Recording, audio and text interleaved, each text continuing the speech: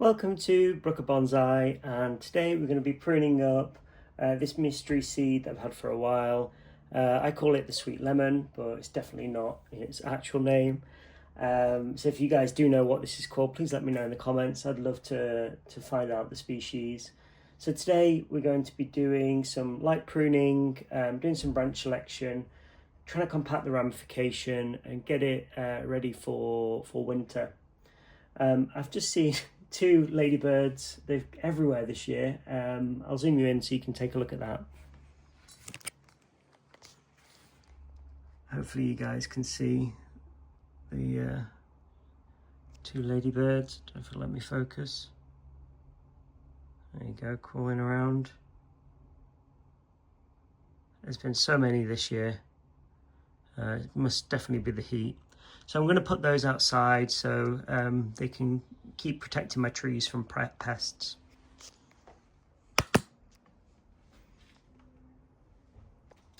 Okay, so first things first, I'm just going to take the moss off the tree here. It's growing up because it's so shaded underneath the tree. It's growing up and you know, it's potentially going to damage that really old bark that I've spent so much time fussing over and, you know, cultivating. So I'm just going to pull it back. I can see also one of the roots has died off here. I don't know if you guys can see this one, which is a shame because that really contributes to the width of the tree. So I think probably for this year I'll leave it on, and then, you know, when I repot it I'll probably cut it back. That's a real shame. Obviously whatever I was feeding that root up top was pruned away, and the tree just decided to shed it. So one of the disadvantages of working with, you know, a live thing like this is just you can only really guide the tree in the direction that you want it to go, and really it's going to do what it's going to do. Some species are, you know, a lot more predictable, which is great, and others, you know, they're not. So yeah, I think next time, or, you know, I do you know, repotting this, I might, you know, just think about how much I'm taking off a root, especially an old thick one like that. But the rest, you know, seem to be relatively healthy, which is a good sign. There we go.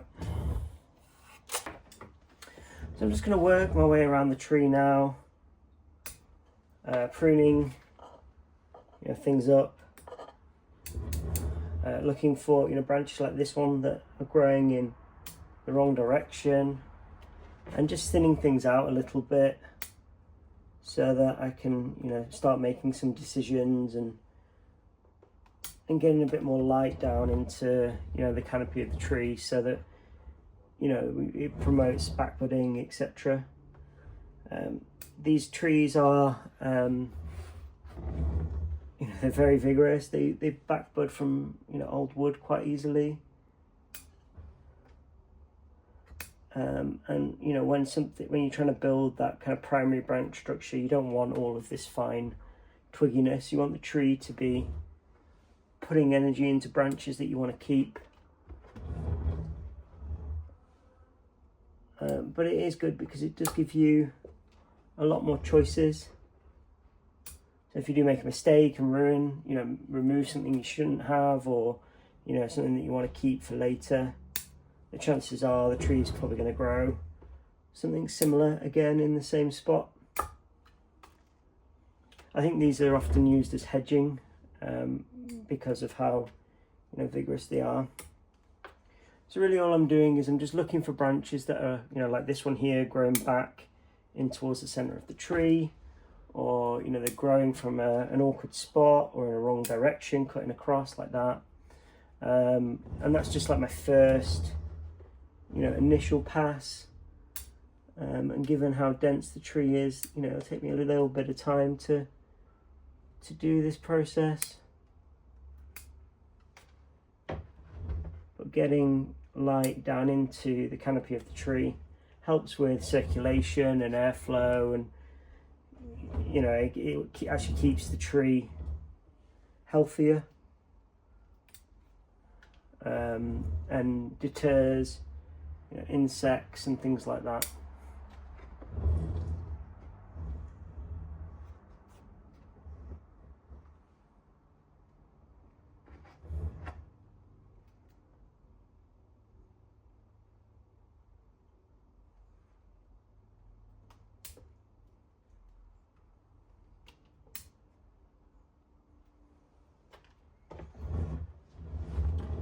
So we're getting there now. We're kind of, clearing out most of the obvious branches, you know, ones that are growing in the wrong direction, and it's going to be ready for some choices soon with what's left. So I'll zoom you in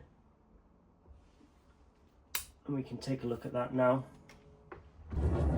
So here's the front of the tree. We can see we've got, you know, a primary trunk coming up here, which is really nice. A back branch that's very old and mature, kind of wide, you know, nabari and root base. This branch here, you know, it's still being developed, but it's starting to build some really nice character. And the one above it, you know, is still quite young. So let's start with this big back branch that's quite mature first. You can see it goes from 1, divides into 2, and then this one divides into 2. And then we've got a bit of a, you know, bit of a length here actually, till we get some more division. So hopefully, you know, in the future, if I do get back budding here, I might look to shorten these branches.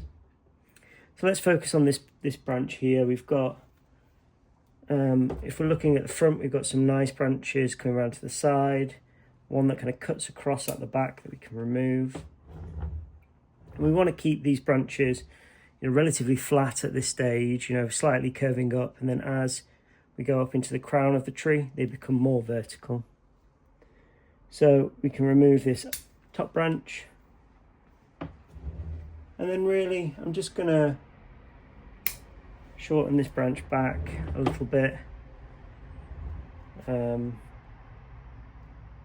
You know, and hopefully we'll get a bit more back budding on these branches, and then I can shorten those branches back later. What I found with this tree is if you prune it back, even to healthy bud, this time of year, the likelihood of the tree shedding the branch is quite high. So what I like to do is just prune back the branches that I want to keep, and then as they subdivide further up, I can continue to reduce those, and you end up with these, you know, really kind of nice zigzaggy patterns over the years. It is a shame because this branch is, you know, crossing over the one next to it, but you know, we'll be hopefully getting something here coming this way that we can shorten the branch back to. So looking at this branch over here, we've got, you know, a cluster of 3 branches coming from one spot.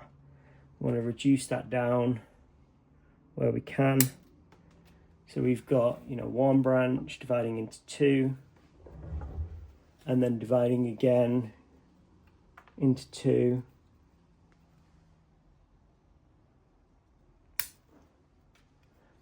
Also found, I don't know if you can see this, let me zoom you in. So we're now looking, you know, down on that zigzaggy branch.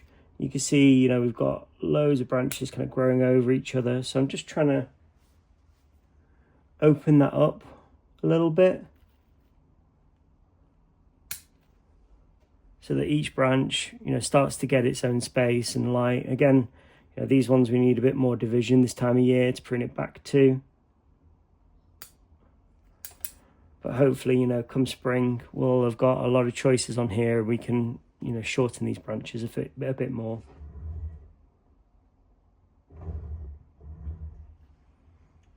So let's have a look at the other side of the branch now.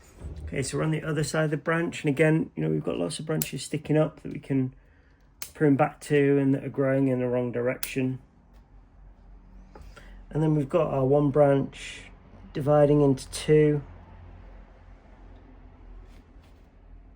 And then we've got a whirl of branches that we want to start reducing back. So we've now got, you know, one branch dividing into two, and then the second division again divides into two, but these are, you know, a bit close to each other. So I'm actually just going to remove that so we've got a bit more of a gap here between those branches, and they don't start, you know, shading each other out. So that back branch is the often the easier one. The next bit is the main trunk here, and we can see, you know, we've got again this side branch here that we're looking to develop.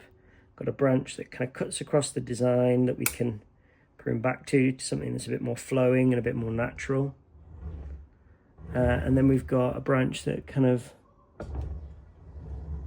cuts back into the design a bit too much, so let's remove that.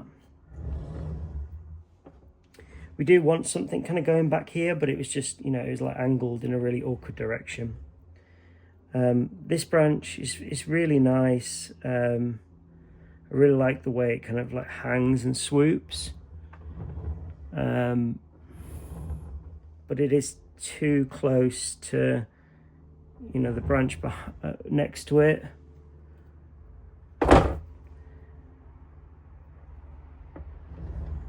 Just trying to make sense of it a little bit. So I think this one grows over the branch next to it, so we need to remove that. And we've got kind of 3 branches now, 1, 2, 3, all coming from the same space.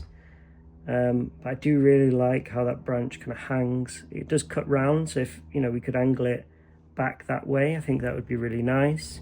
So for now, I think, even though we've got, you know, 3 and a cluster there, I don't think it's going to, you know, create too much inverse taper. So I'm going to leave it, and then hopefully next time we come to prune it, we can take a decision on, you know, which one's developed best there. So coming up the tree, we've got, you know, branch that sticks out towards the viewer. Never been really too sure about it. It is good because it kind of gives a bit of forwards depth to the tree, and we do need that to some extent. So, you know, I'm just going to prune it back a little bit. If it dies, then, you know, not the end of the world. It just gives a bit of depth to the tree. But looking above it, you know, we've got now ladder branches. So, you know, the branch above it is much more developed, and the branch is actually spread out away from the viewer. So, you know, I think we could actually remove that little branch entirely.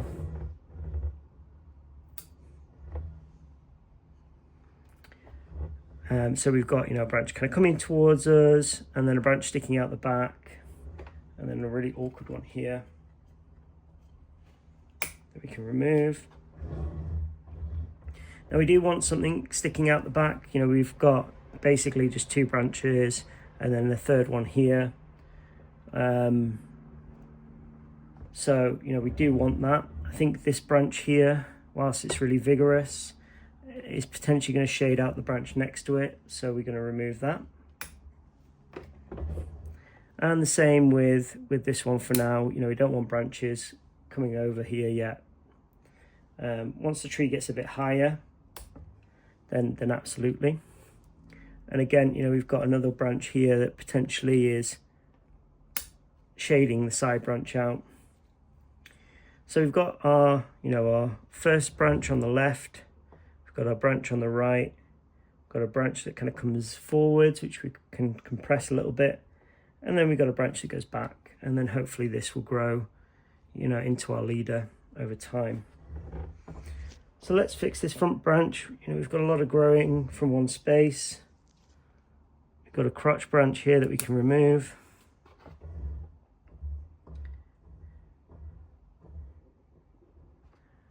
And we do want to create a bit of separation between these branches here, like that. It might be that this ends up being the leader, you know, who knows. Let's see what the tree gives us over the next year, and then we can make a decision whether, you know, the tree comes slightly forwards and up, or whether the tree goes back and up.